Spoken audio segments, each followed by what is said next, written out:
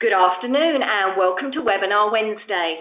We're excited to have over 480 registered attendees for today's webinar, which is eligible for 1 credit from the ACI.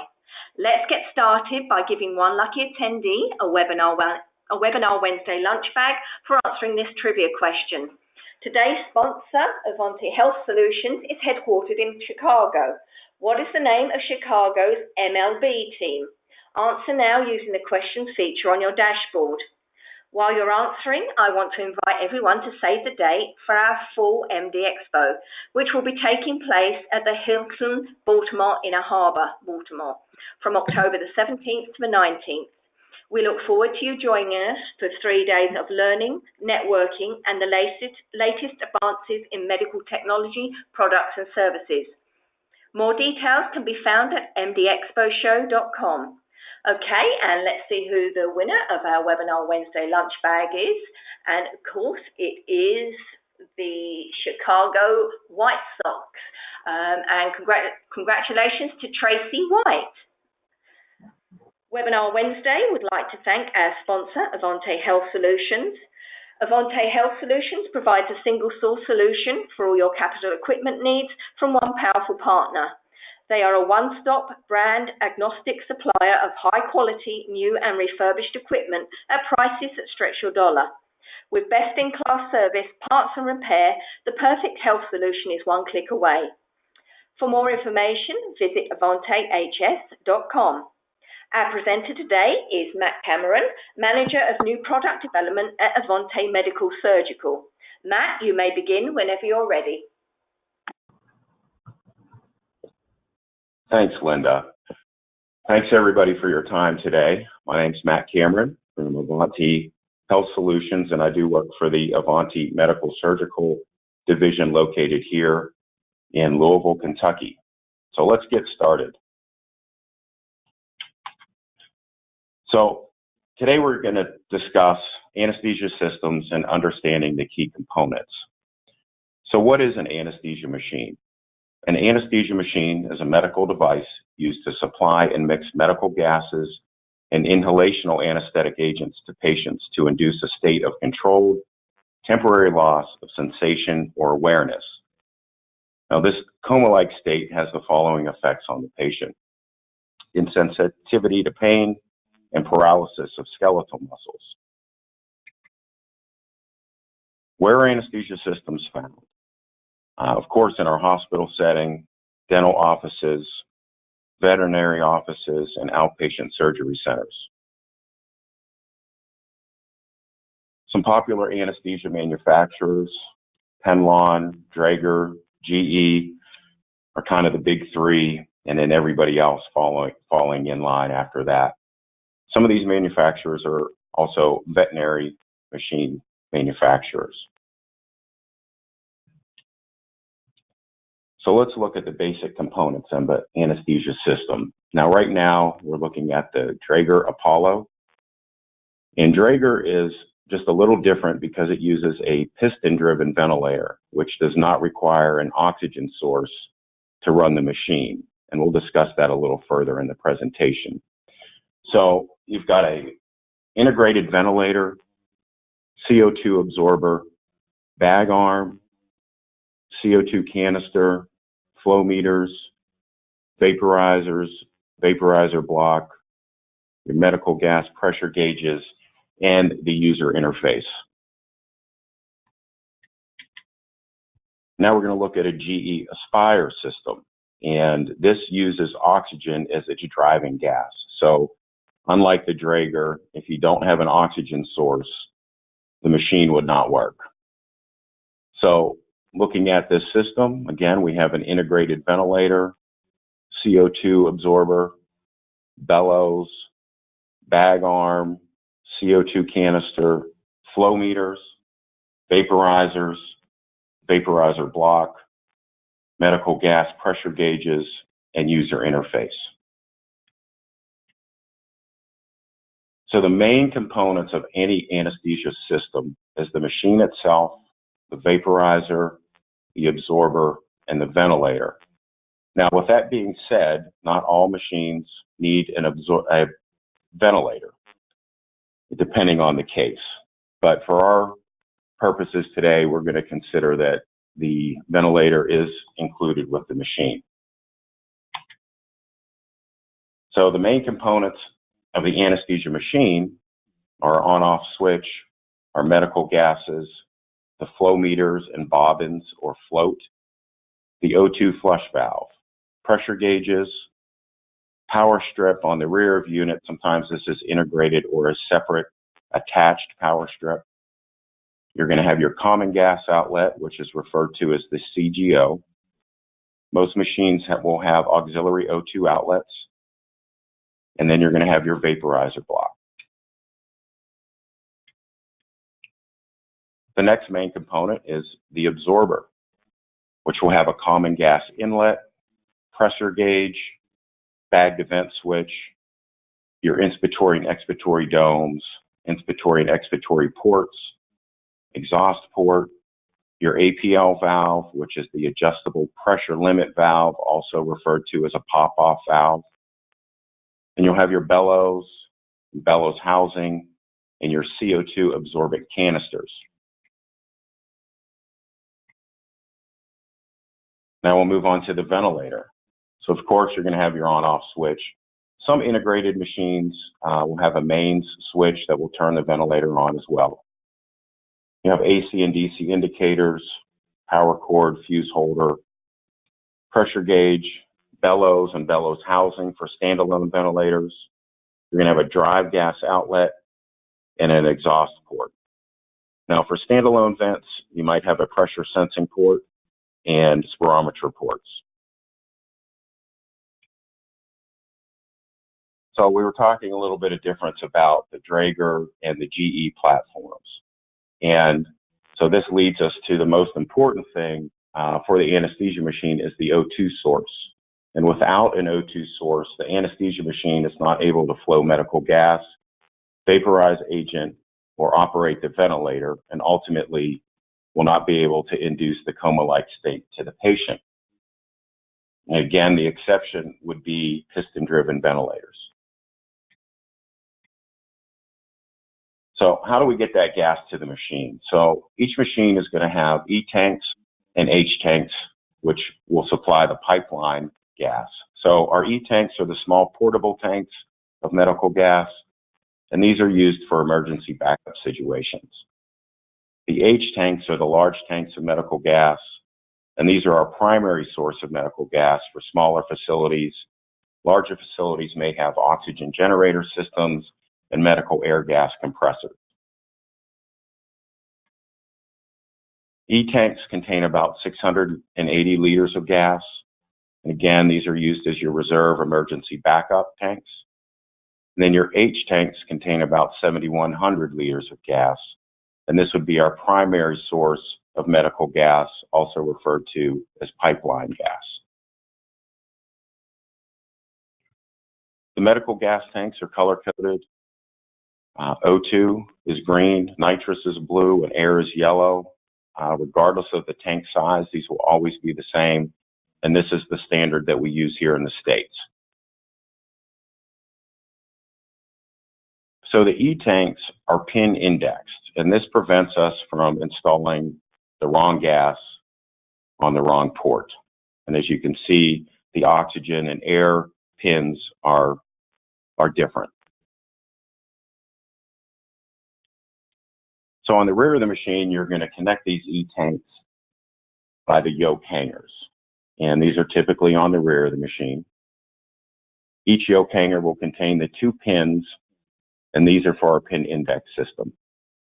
And again, this prevents us from hooking up gases incorrectly. So once the tank is inserted on the pins, you flip the latch over and you can tighten it down to make a leak-tight seal. So these E tanks have a lot of pressure. So connected to that yoke is an internal check valve. And that regulates that pressure down. And we'll go over those pressure values later on in the presentation. The regulators are typically set by the manufacturer, but they're also adjustable by the technician if necessary.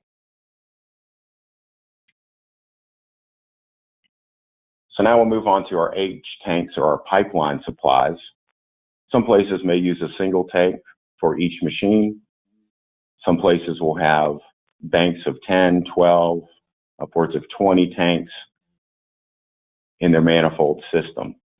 So we've got 2 tanks hooked up here, and we have an adjustable pressure gauge to where we want to set that pressure for approximately 50 psi. And that's the pressure required to operate most anesthesia systems. So if I just had 1 tank and supplying my machine, I would use a preset oxygen regulator, or I can get an adjustable regulator. Either way, you have to be able to regulate that pressure down to 50 psi. So how do I get that gas to the machine? So on the rear of the machine, you're going to have DIS inlet fittings.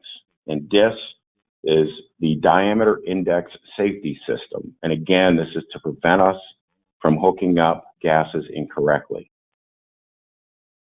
So once we have these hooked up, and that's going to be supplied through non-conductive hoses that then will hook up to the pipeline supply.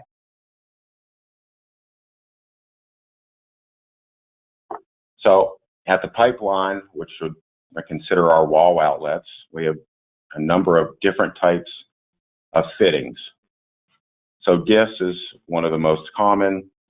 You've got diamond, which is also referred to as Ohio or Omeda, Chemtron, Puritan Bennett, Schrader, MedStar, and OxyQuip. And Omeda and Chemtron seem to be what you find the most in the hospital setting.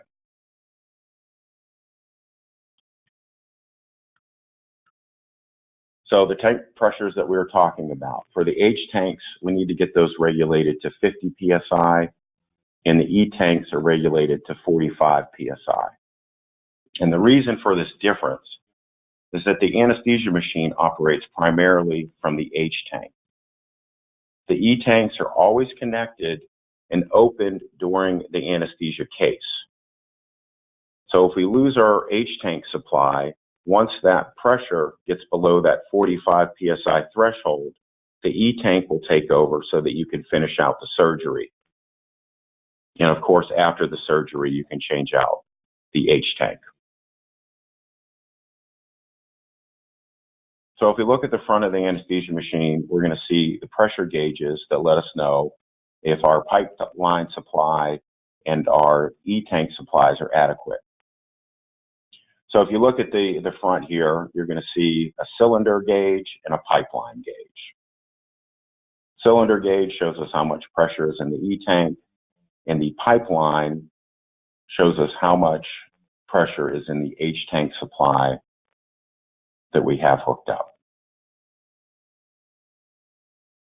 So most machines will have some type of audible and visual alarm to let you know when your O2 supply is running low. So when we first apply O2 to the anesthesia machine, there's a chamber that fills with oxygen and fills to capacity, and then the valve closes off. As our supply gets lower, this chamber opens and whistles. The whistle is an audible indicator that O2 supply is low or empty. And typically that whistle can last for 7 seconds or more.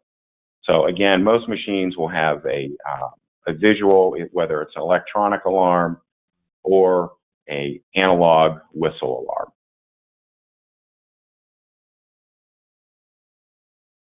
So for instance, the Penlon machine has a low O2 fisheye indicator, as well as the whistle alarm. So when the O2 is applied to the machine, the ball turns green. And as the tanks become empty, the ball turns red.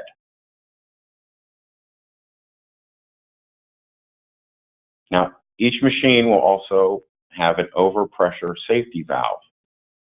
This valve limits the pressure buildup in the anesthesia machine, absorber, or patient.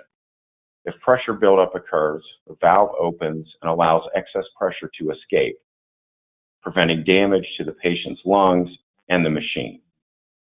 Oxygen is the only thing coming out of the pressure relief valve. So most machines will have a master on-off switch. Now, in the on position, this will turn on the pneumatics of the machine, and a lot of integrated machines, this will turn on the electronic systems as well. And again, same thing in the off position, it turns off the pneumatics, and in some cases, the electronics as well. So flow meters. This is how we set how much gas flows from the machine to the patient and what type of gas. And the flows are user adjustable, and we increase and decrease the flows accordingly. So inside each flow meter is a bobbin or a float. And these are our visual indicators of how much gas is flowing through the flow meter. As gas flow increases, the bottom moves higher in the flow meter. So most bobbins or floats will indicate on them where you should be reading the gas flow levels from. In this case, we would read the top of the bobbin to see how much gas is flowing through the flow meter. So we can have single or cascaded flow meters. And cascade flow meters are two flow tubes giving full range of gas flow. So gas flows into the small tube, then through the larger tube. And the bobbin in the second flow meter weighs more and requires more gas to raise it. So even though the second bobbin isn't raised, gas will still be flowing through that tube. So the small tube or fine tube allows us 0 to 1 liter of setting, and the large or coarse tube allows us 1 to 10 liters per minute of flow. So when we look at the machines, we're going to talk about nitrous flow meter. So without oxygen, nitrous will not flow. So the oxygen and nitrous are linked together by an anti-hypoxic guard. So the user can increase the oxygen, but not the nitrous. As the user changes the nitrous, the anti-hypoxic system automatically adjusts the O2 proportionally. And this prevents low levels of oxygen from being delivered to the patient. And then your airflow meter, this one's kind of simple, and this air flows through the tubes to the patient. A lot of machines now have digital flow meters. Newer anesthesia machines will have a digital readout of flow gas, the flow passing through the anesthesia machine. Some machines only use digital flow meters, like the Fabius and Apollo, and the GE Aces and Avance. Other machines will use both or just flow tubes.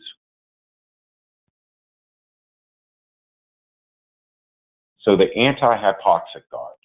So hypoxia refers to a medical condition where the whole or part of the body is deprived of adequate oxygen.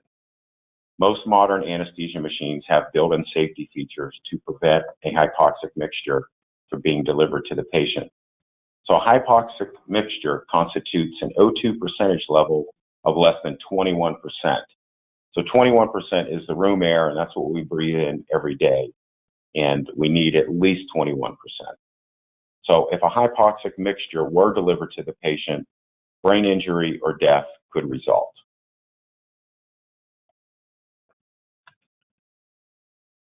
So if you look at what constitutes a hypoxic mixture, manufacturers have their ideas about that and set the minimum O2 percentage that's delivered to the patient at various settings of oxygen and nitrous.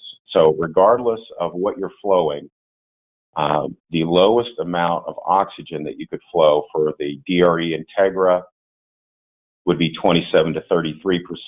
The Penlon, again, 27 to 33%. Draeger, 21 to 29%. GE, 21 to 30%. And the DRE Ventura, 27 to 33%. And manufacturers use the AHD or anti-hypoxic device to control the O2 and N2O ratios to ensure that a hypoxic mixture is never delivered to a patient at any O2 flow level.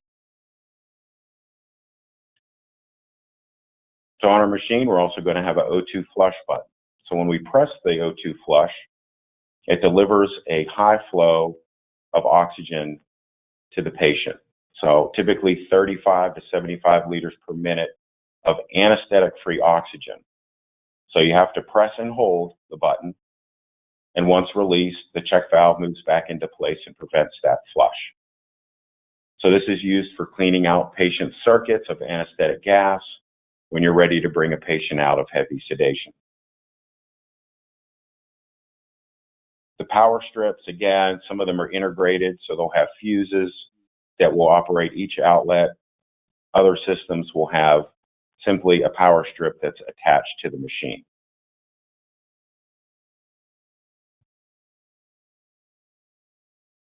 Your auxiliary O2 outlets. So what you're going to do from here is the first one will supply oxygen to the ventilator or drive gas to the ventilator.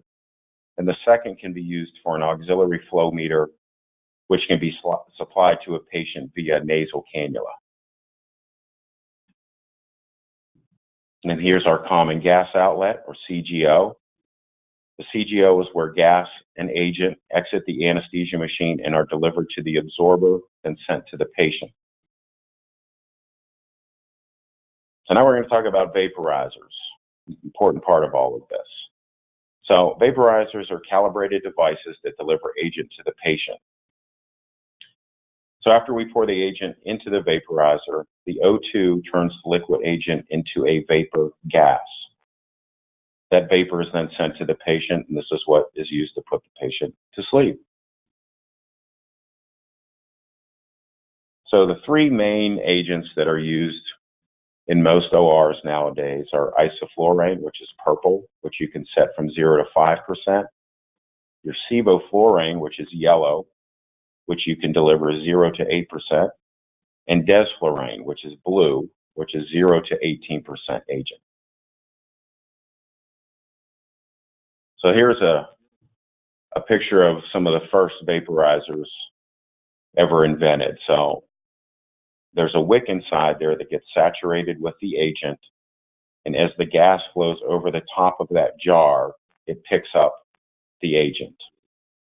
We don't use these anymore, thankfully, but once the wick is saturated with agent, the O2 then turns it to a liquid into a gas. That gas then exits the vaporizer and makes its way to the patient. So the vaporizer dial, for a lot of vaporizers, that dial is specific to that vaporizer. Switching parts around typically does not end up well. But the dial sets how much agent is delivered to the patient. Different manufacturers design their vaporizers differently. The dial is turned and set to the desired amount of agent. Again, depending on the vaporizer, those ranges change. So when we have it off, the O2 still flows through the vaporizer, but is not picking up any anesthetic agent. So how do we attach the vaporizers to the machine? So GE, Penlon, DRE, many other manufacturers use the Select-Detect manifold. So the vaporizer sits on the two silver posts.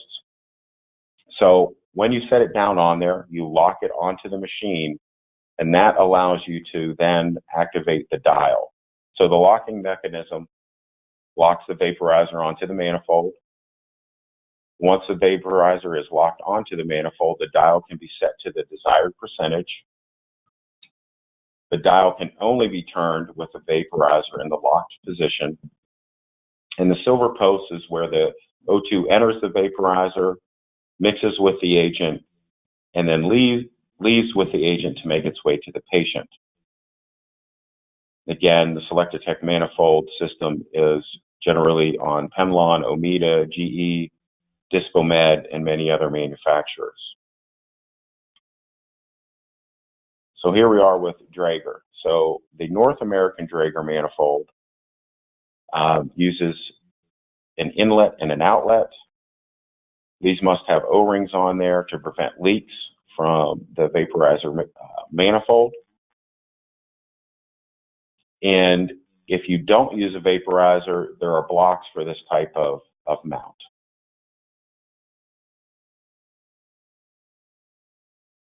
Draeger likes to complicate things, so they've also have another type of vaporizer mount, very similar to Selectatech, but the posts are closer together. You still must lock the vaporizer onto the vaporizer manifold of the machine. Again, you've got your Fabius, GS, Apollos, the newer Narcomeds use this type of mount. So, cage mount manifolds, 2 screws secure the vaporizer to the anesthesia machine, and you have an inlet and an outlet. Typically, you're going to see cage mount vaporizers in the veterinary world.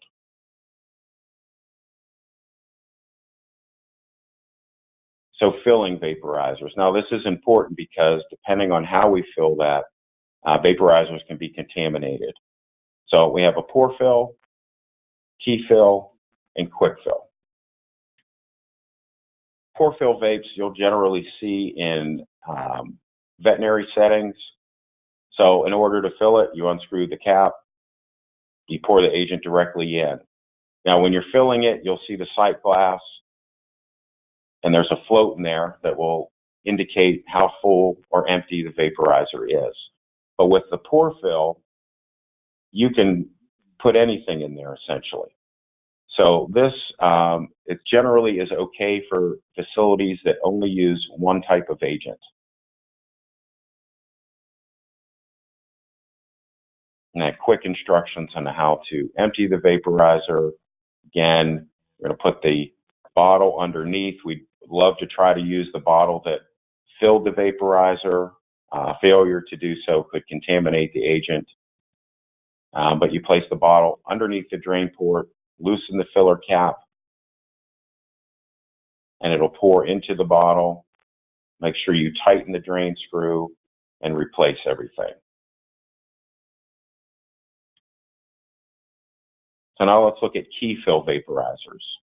So the key fill bottle adapters are required for filling the vape. So you've got to screw the correct key filler onto the bottle. So a ISO will not fit on a SIVO bottle and vice versa.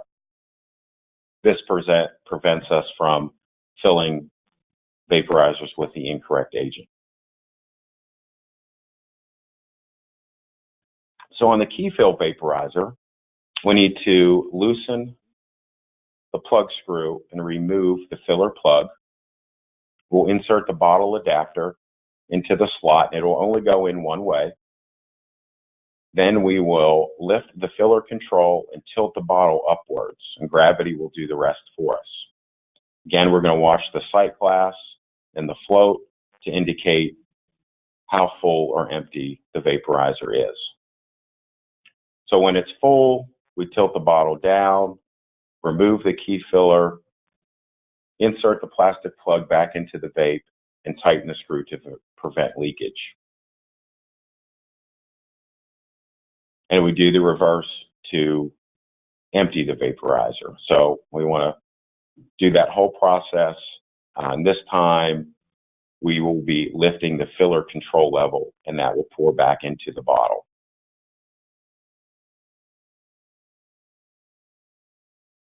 Quick fill vaporizers have a special bottle adapter that when you insert it into the vaporizer and push down, it will start to fill the vaporizer.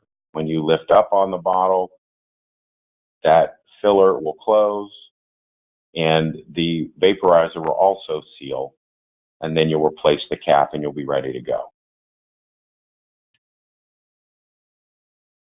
So this is a better picture of a quick fill vaporizer.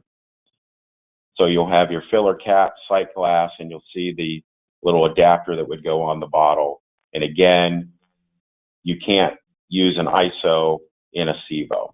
And thankfully, they do that.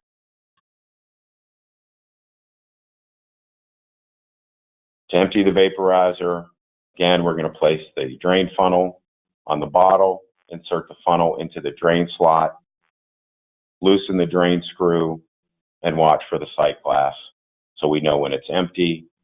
Tighten drain screw, remove drain funnel, and you're good to go. Here are some examples of agent bottles, and you can see with the SIVO and ISO, the collars have different slots on them. Halothane typically would have a slot on that. Halothane is not so common in the US anymore, but it is still used internationally quite a bit. And on the left there, you'll have your desflurane, and desflurane has an exclusive type of fill. So without the desflurane bottle, you would not be able to fill the desflurane vape. And here's a chart of some commonly used anesthetic agents when they were introduced and their commercial name. So you can see halothane is still in use. Again, that's more of an international agent. And we have our ISO, SIVO, and desflurane.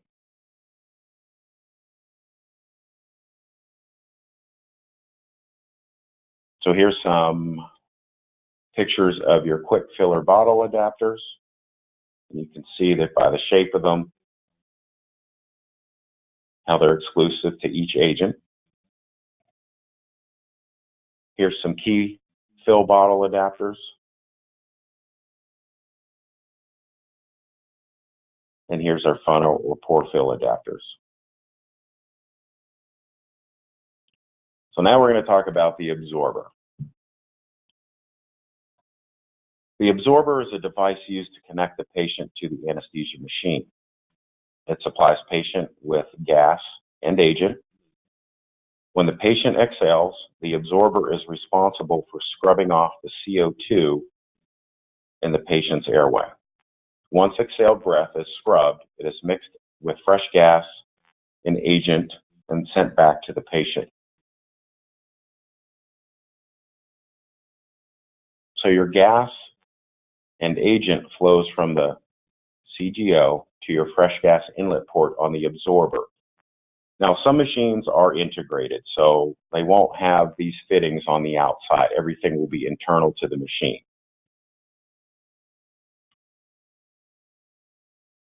Now, all machines will have an O2 cell, and that's typically connected to the absorber.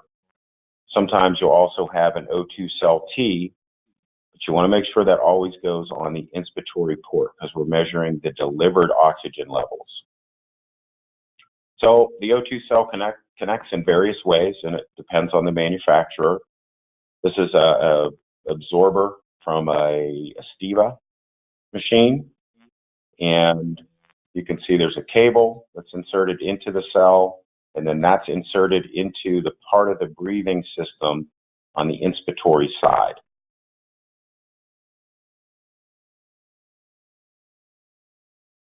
So O2 cells come in all shapes and sizes, and I like to consider O2 cells like batteries. The more you use them, the less life expectancy they have. So things that affect it, how often the machine's used, how long the machine is used, and if any fluid or debris can make contact with the O2 cell. And as they get towards their end of life, they're unable to read higher levels of O2. So your system may alarm low O2 percentage, O2 cell fault, and it may also start to ask you to calibrate the O2 cell more frequently. It's usually an indicator that it's on its legs.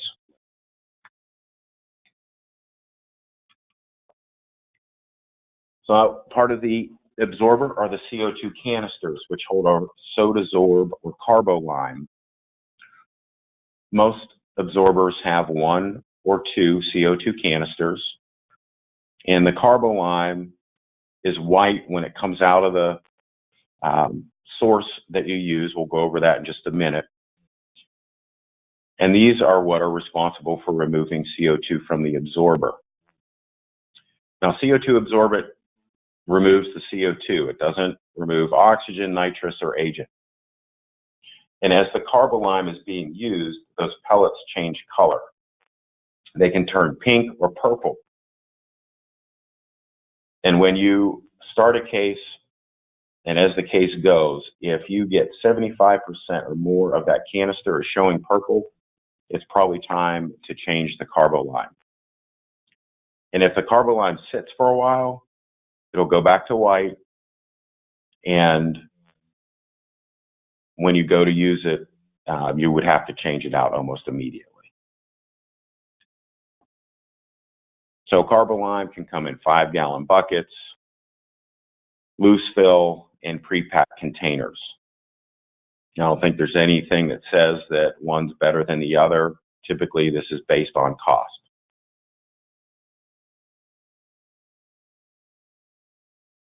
So when you have your loose pellets, they're poured into the CO2 canisters.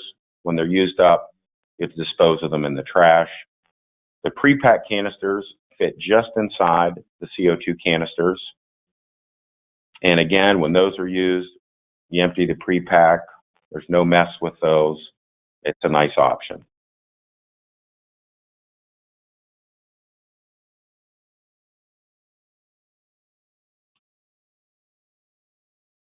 So now let's talk about our bellows and bellows housing. So the bellows is what is actually delivering the breath to the patient. And the bellows housing keeps that system pressurized. On the outside of the bellows housing, there will be tick marks to indicate the tidal volume. Now, this is always an approximate value. You want to rely on the monitoring of your ventilator or vital signs monitor to give you tidal volume measurements. Without those in place, perfectly fine to use the approximate marks on the housing. So tidal volume is the amount of air the lungs can inhale during a normal breath. So for your average adult, you're looking at about 600 milliliters of tidal volume. And as the bellows go down, the doctor will read the top of the bellows, and that will show them the approximate tidal volume. So absorbers have a pressure gauge, and this is going to monitor the airway pressure. This is another feature. Most ventilators are going to show you what your airway pressure is, but this is another indicator for the clinician. So as the breath is being delivered, the pressure goes up. And when the patient exhales, the pressure goes down, and it'll either fall to 0, or most machines will have a working peep of 3 to 4 centimeters of water. So it will not fall completely to 0, but show some peep. Then you're going to have your inspiratory and expiratory ports. And this is how you connect the patient via the rebreathing circuit, and that's connected to the absorber. And here's an example of your patient circuit, of a rebreathing patient circuit. So you'll have your Y, your 2 tubes, expiratory, inspiratory port, and your patient connection. Now, one thing to keep in mind is that the inspiratory and expiratory ports and bag arm ports are 22 mils, and that is an industry standard.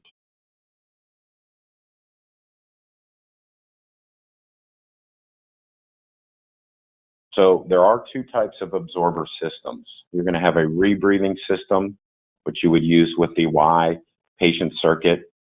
All gases, agent are enclosed in the patient circuit and absorber. The CO2 is scrubbed off. The leftover gas or agent is reused. And then you can have a rebreathing coaxial circuit, which is you have the 2 tubes contained within 1 tube. So the inner tube is the gas going to the patient, and the outer tube is the exhaled gas, and that actually helps warm the inhaled gas. And then you're going to have non-rebreathing systems, which you would use with a Bain circuit, and all gases and agent and CO2 are sent to scavenging. There's no scrubbing of CO2 or gas or agent, and it's not reused. Typically, you might find this in human and vet, and for patients under 10 pounds.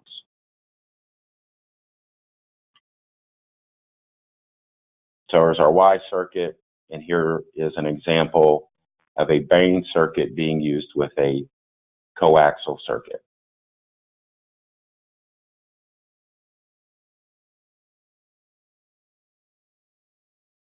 So during the inspiratory phase, the ventilation is when the gas and agent is being delivered to the patient.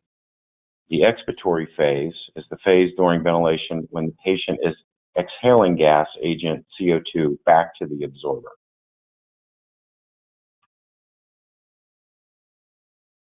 So on the absorbers, you're going to have your inspiratory and expiratory domes.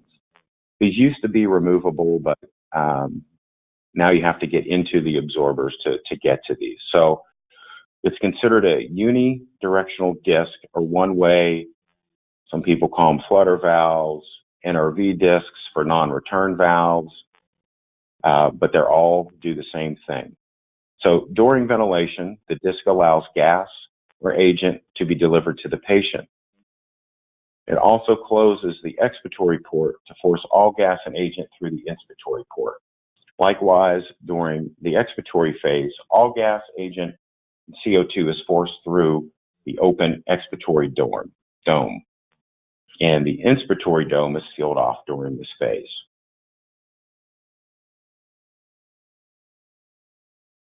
Then you have your bag arm, which you attach your rebreathing bag to.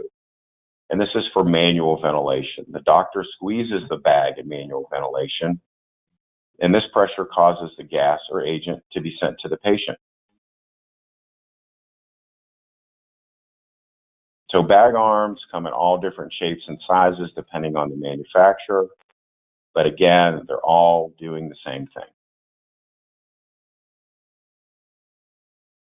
So on your absorber, you're going to have an APL valve, which is an adjustable pressure limit valve, also called a pop-off valve.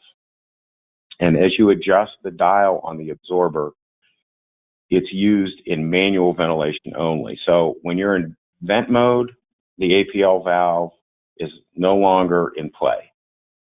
But in manual mode, it is. So what you're setting that APL valve is a pressure threshold that prevents the doctor, if he squeezes the bag and there's too much volume, it actually escapes out of the APL valve and into the scavenging system. And remember, APL valves are only active when in bag mode. Your absorber is also going to have a bag to vent switch. And this switch directs which ventilation mode is being used to send gas or agent to the patient. So bag mode, manual ventilation; vent mode, mechanical ventilation. So that now leads us to scavenging systems. So scavenging systems are used in medical procedure rooms that require the use of medical gas and agent. Scavenging systems are responsible for safely removing medical gas and agent from the operating room, and this prevents the medical personnel from being affected by the gas or agent. There's three types of scavenging systems: passive scavenging systems, active scavenging systems, and a charcoal filter or F-air canister. So passive scavenging systems, the exhaust ports from the vent and absorber are connected to a hose and vented outside, a window, up into the ceiling, through a pipe, or through a vented fan. Now keep in mind, this fan is considered passive. The amount of pull is negligible. It just helps it a little bit. Active scavenging is this exhaust from vent and absorber connected to a scavenger interface. The scavenger interface is connected to the building's vacuum system or evac system. The vacuum system pulls scavenged agent out of the operating room and expels outside. The scavenging bag shows how much suction there is. So if your bag is full, you need to turn your suction up. If it's collapsed and looks like it's being sucked dry, you need to turn your vacuum down. You want it just kind of loose and kind of fluctuating just a little bit.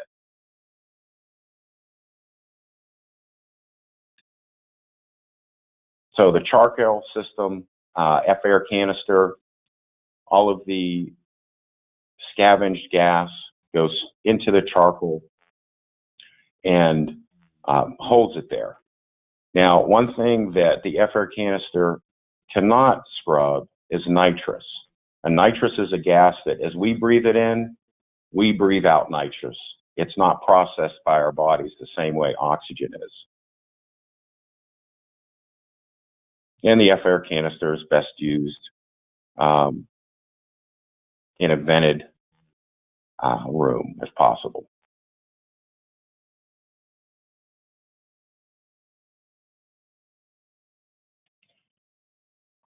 So now let's look at the anesthesia ventilator. It's a mechanical or electronic device that generates a controlled flow of oxygen into the absorber and ultimately the patient. Now the ventilator requires O2 to operate. The O2 hose is attached to the vent from the anesthesia machine. And anesthesia machines, as I said before, are not always sold with ventilators, and that's based on need.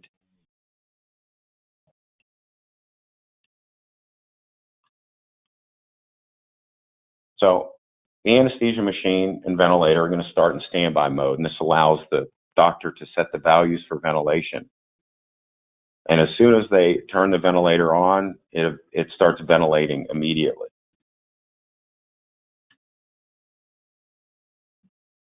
So vents are required to be plugged into an AC power source. Now, most machines will have a backup internal battery that will last up to 1 hour. Some have an extended battery life option.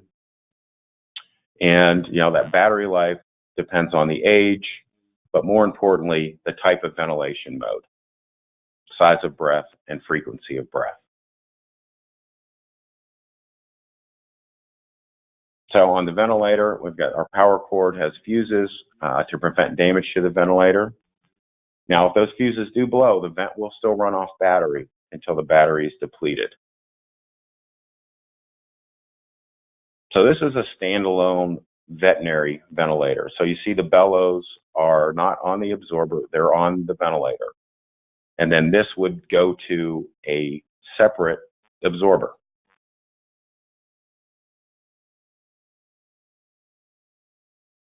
So let's talk about tidal volume. Tidal volume is the amount of air that the ventilator sends to the patient during the breath. So the bellows housing contains marks to show a visual indicator of how much tidal volume is being sent to the patient. Most modern ventilators have digital displays that will also show tidal volume.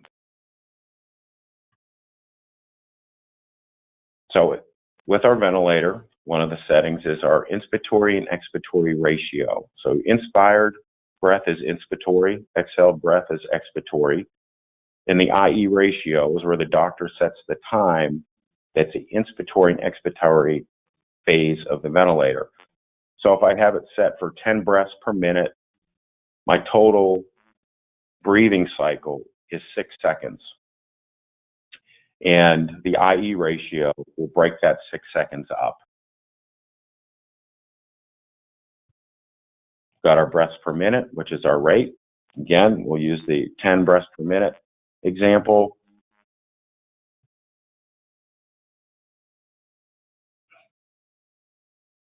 We have our airway pressure limit.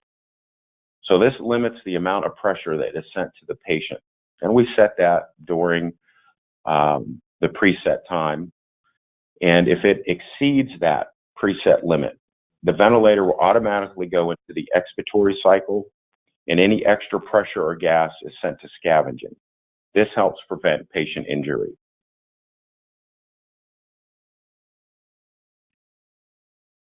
So now we're going to look at the drive gas connector. So we're looking at a bellows housing with the bellows, and you have the ports on the back. And a short hose goes from the drive gas connector to the bellows drive gas inlet. And as the bellows is going down, the drive gas leaves the bellows and goes to the absorber and ultimately the patient through the drive gas outlet. So as you can see here, confuse all the arrows, but it kind of indicates how that flow of gas goes into the bellows from our previous slide. So you'll see that driving gas output goes into the driving gas inlet on the housing, and that's a 17 mil connector. Then you have the drive gas to absorber, and that's a 22 mil connector. And then you have your exhaust to scavenging, and that's a 33 mil or 30 mil connector. So scavenging is typically 30 mils or 19 mils. And again, inspiratory and expiratory ports are 22 mil.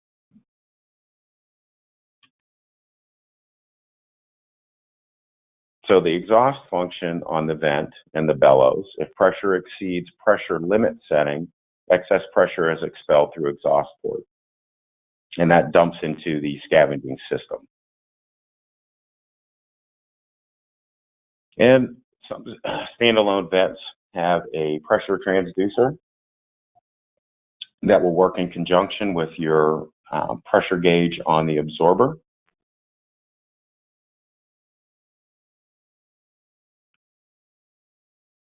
And ventilators measure our tidal volume using spirometry.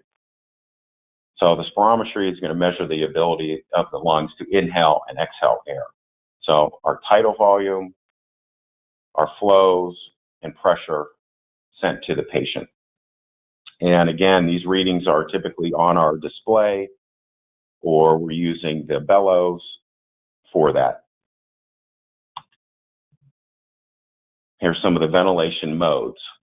So you have your SIMV, synchronized intermittent mandatory ventilation, SMMV, synchronized mandatory minute ventilation, PSV, pressure support ventilation, PCV, pressure control ventilation, and VCV, volume control ventilation. So the SIMV, patient breathes spontaneously while receiving mandatory breaths within a time limit. If breath is not detected within that preset time, the ventilator will deliver a breath to the patient. So SMMV, the patient breathes spontaneously with automatic adjustments to ensure they are meeting a preset volume limit. So the doctor sets a volume limit that the patient must meet. If the patient doesn't meet the volume limit on their own, the ventilator adds additional volume to meet the preset limit. Pressure support ventilation. The patient initiates each breath and the ventilator provides support for the preset pressure limit. The doctor sets the pressure limit, and once the breath has been detected, the ventilator provides the full breath to the patient. Now, this is one of your more common modes, is pressure control ventilation. In this mode, the ventilator does all the breathing for the patient. So the doctor sets an upper pressure limit to achieve a desired tidal volume, breaths per minute, and IE ratio. Now, this is usually used to achieve lower tidal volumes.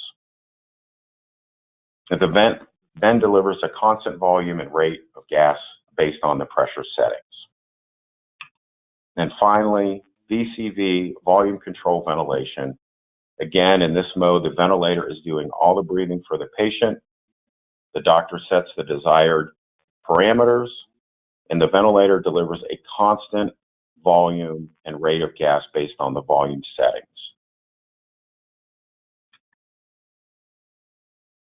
So now we have some of our anesthesia machine accessories: O2 cells, CO2 absorbent, PM kits for the anesthesia machines, patient circuits, and other items would be medical gas tanks, agent, and vaporizers. I believe that brings us to a close. And I want to thank everybody. If you'd like more information on the options for your new and refurbished anesthesia systems or any other items we discussed today, please visit our website. I'd like to thank Anna Anderson, Craig Bowling, Alyssa Ballard, Stephen Anderson, and Robert Beam for their help with this project. Great. Thank you so so much, Matt. That was really interesting and informative. We've got time for a couple of questions as we're coming up towards our hour. One question we've got is, what is the most critical factor in the anesthesia system? Wow. Well, the most critical factor is your oxygen source. Without the oxygen as a drive gas, there will be no anesthesia given on that day. Okay, that's great. Another question. Do you believe BIS devices to be important devices during anesthesia? I'm sorry, what type of devices? BIS. Oh, BIS monitors. Absolutely. Now, that just gives you another indicator of the depth of anesthesia. And in the hospital setting, depending on the procedure, that's really a critical part of the anesthesia process, because what it's measuring is your brain activity, and that just gives the clinician more things to judge how deep in anesthesia you are, and if he has to increase any injectable anesthetics or vaporizer anesthetics. But absolutely, really important part to longer and more critical surgical cases. Okay, that's great. We've got time for one more question. How often should vapes be rebuilt or exchanged? Okay, so vaporizers at the very least should be checked, at your 6-month and 1-month intervals for accuracy and for leaks. Most manufacturers have 5-10 year PM schedules on those where they don't have to be rebuilt. So that's one of those things where I kind of look at it is, if it's within the 5 or 10 year full PM time frame, it's a run to fail. When it should be clean and calibrated is when it's no longer meeting the parameters and specifications set by the manufacturer. And you typically on vapes have a 15, in some cases 20% margin of error. Okay, that's great. Well, we are coming up to our hour now, so thank you, Matt, for a great and very informative webinar, and obviously thank you again to today's sponsor, Avante Health Solutions. Just a reminder that we have now automated the post-webinar survey and certificate process, and hope that you find it more convenient. The survey link will be available in the follow-up email, which you will receive in about an hour's time. Once you've completed the survey, you will be able to download your certificate immediately, which I know you'll be grateful for. One lucky attendee will still win an Amazon gift card for completing the survey. If you have any questions, please contact us at webinar@mdpublishing.com. For more information about our upcoming webinars, please visit our website, webinarwednesday.live. So thank you once again to everybody attending, and obviously thank you to Matt for giving up his time. Hope you enjoy the rest of your day, and we hope to see you next week. Thanks, everyone. Bye-bye.